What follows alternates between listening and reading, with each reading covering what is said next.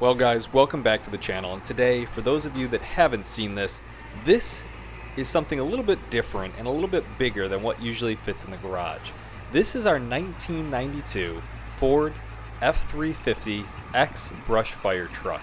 And why I say X is because it officially went into retirement a few months ago, and we picked it up at a local firehouse auction. And what makes this thing extremely special is the fact that it only has 18,000 original miles.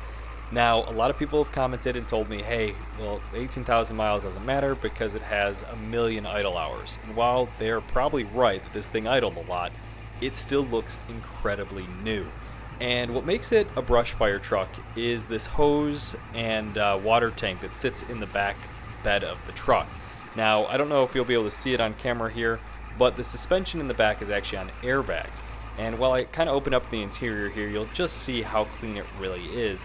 And you'll notice this book kind of on the passenger seat. That's a log of every single maintenance done to the thing, and there's that 18,600 give or take miles. And like I was saying, this book on the side is really important because it has a log of every single week doing testing. And I'll flip on all the lights here, step outside, and you guys will see what makes it so special. And that is the fact that all of these lights actually work. And as I've said before, this really brings out the inner kid in you, right? To just be playing with a fire truck is pretty cool, and this one is no exception. So you'll see it is extremely clean, and right now, like I said, it doesn't fit in the garage. So our goal for this whole project, as you'll see in the interior too, but our goal of this project is to get it ready to be a usable truck. Obviously right now it can't be used because of all that crap that's in the back, and while it looks cool, it's not really functional.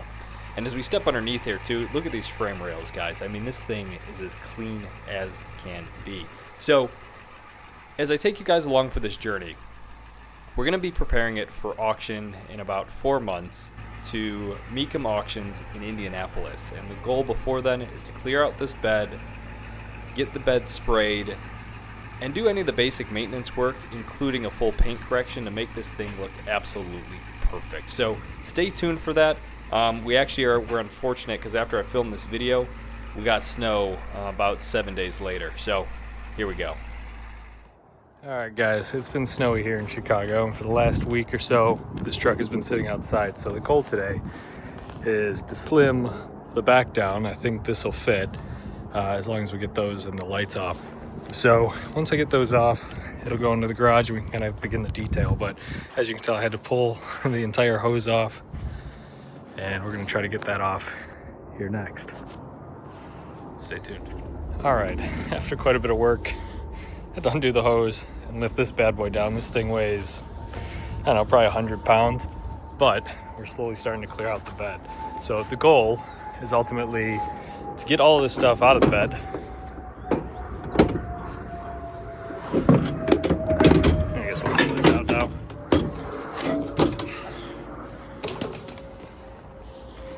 So the goal is ultimately to clear the bed, eventually get it, lie next. But quite a few more things to do. Like I said, we're gonna get the lights off before we can put it in the garage. Ultimately, we'll get those off, wash it, and then pull it into the garage. All right, we're slowly making progress. It's a lot lower now. So height, hopefully, fingers crossed, it fits into the garage. But overall, it's looking pretty good.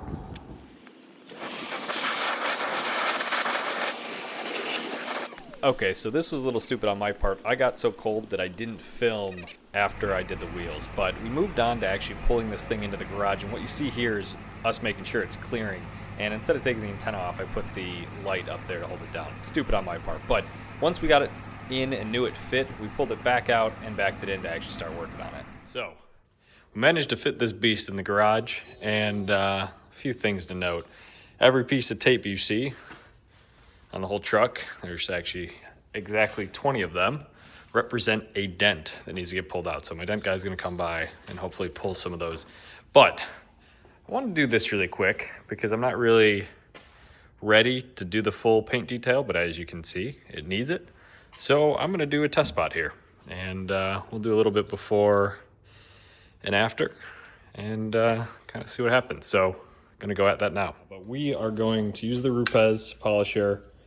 We're gonna start with a yellow pad and some Perfect Finish from Sonax, but Obviously, if this doesn't do enough to work on that, we'll probably go to a green pad and some sort of McGuire's, maybe 85, and just go aggressive and move our way up. So that's where we are. Let's see how it works.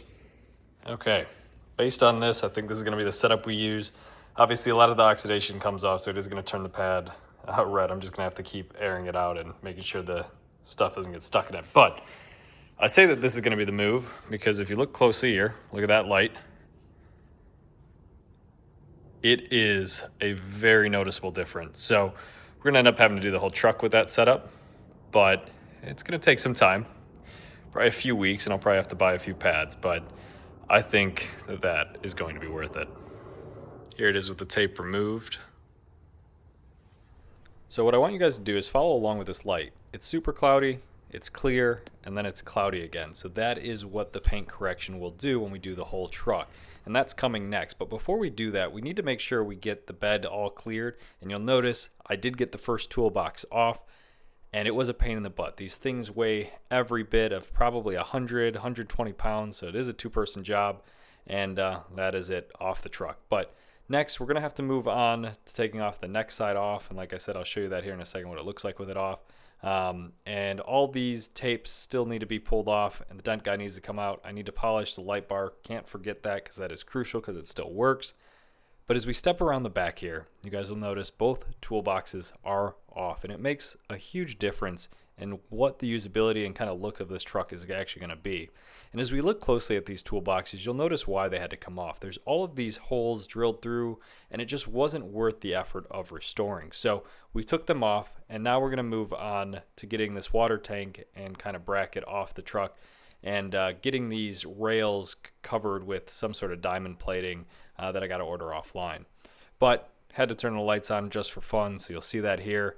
And this was kind of just images following along as we got that water tank out and kind of what was left behind. So as you can tell, it was crucial that paint needed to happen, but that was after our paint correction. So this is here. I was able to recruit a few people, a few friends to actually help with the paint correction. So there's 3 of us working on it. We each took a side and got to work. But what you'll notice is when you're doing a single stage 90s paint like this, or anything single stage for that matter, a ton of paint residue is going to come off. So you have to be sure to have multiple pads and consistently cleaning them. I have a pad cleaner here that works great, but whatever you use, just make sure you continue to clean it. And what I'm going to show you here is kind of on these doors, the difference of these B-pillars, I guess, for lack of a better term. But if you follow this light again, what a difference it makes in terms of clarity with this older paint. So kind of hazy and clear. And I'll also show you guys here in a second what that looks like on the other side. So as we look closely here, again, in my opinion, I love the shot here. You can see how cloudy it was versus after, and this whole side has actually already been done. So the red is really coming to life. Also coming back to life was the paint on top of this truck. The left side hadn't been done and the right side had, and you can notice huge difference. And this is where we pulled it out for the first time. So as we pulled it out into the sun, the red was really shining and really made a huge difference. It looks incredible. I don't even know if it's picking up on camera here, but I will say maybe before the paint didn't look that bad. I would say it was probably a solid 6. And now after this paint correction, I'd probably give it an 8, 8.5. There were some finer scratches and maybe deeper scratches just from wear over the years and some of the boots of some of the firefighters coming in and out of the truck that we really just couldn't fix. But I will say, the paint looks incredible and is a really good start for what's to come. A week later, I was able to order off of LMC Trucks these bed rail covers, and this is kind of the mock-up before paint. But it did go in for paint, we did all the prep work, and here's a hint at kind of the final result, which I'll show you guys here in a second.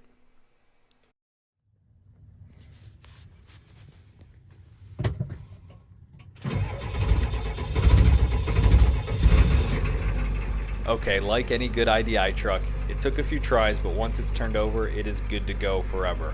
I'll flip the lights on here one last time for you guys and show you around the final product of what this project looks like. This is it, guys, our 1992 F350 Custom X Fire Truck. And the best thing about it is officially now a retired fire truck. We've got the bed rails on, the bed rail cover rather, and we sprayed the bed in the black. And all of this together really pulls the look of the truck together. I think this is what's going to make it shine really well at auction, because the black wheels with the black bed and the deep red paint really look great, and these bed rails really do kind of pull the look all together. But I wanted to share it with you all, kind of start to finish, what this project has looked like, and I've tried to record everything along the way, but this is what it looks like at 18,000 miles. I think it looks incredible, and I have a sweet spot for OBS trucks. I hope you guys enjoyed.